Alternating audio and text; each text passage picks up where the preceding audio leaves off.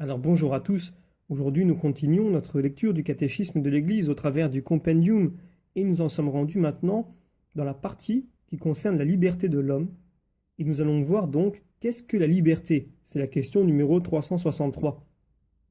Alors, une réponse brève pour commencer. C'est le pouvoir donné par Dieu à l'homme d'agir ou de ne pas agir, de faire ceci ou cela, de poser ainsi soi-même des actions délibérées. La liberté caractérise les actes proprement humains. Plus on fait le bien, et plus on devient libre. La liberté tend à sa perfection quand elle est ordonnée à Dieu, notre bien suprême et notre béatitude. Et la liberté implique aussi la possibilité de choisir entre le bien et le mal.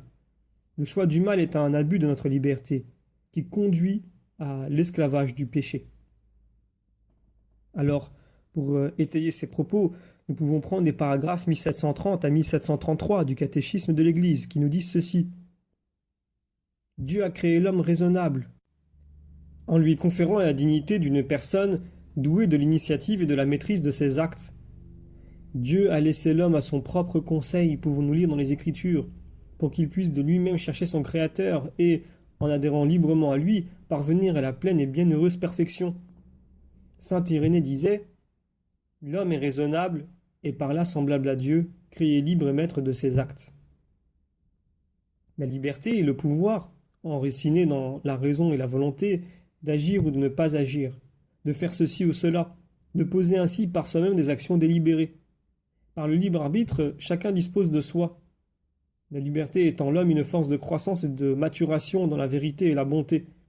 La liberté atteint sa perfection quand elle est ordonnée à Dieu, notre béatitude. Tant qu'elle ne s'est pas fixée définitivement dans son bien ultime qu'est Dieu, la liberté implique la possibilité de choisir entre le bien et le mal, donc celle de grandir en perfection ou de défaillir et de pécher. Elle caractérise les actes proprement humains. Elle devient source de louange ou de blâme, de mérite ou de démérite.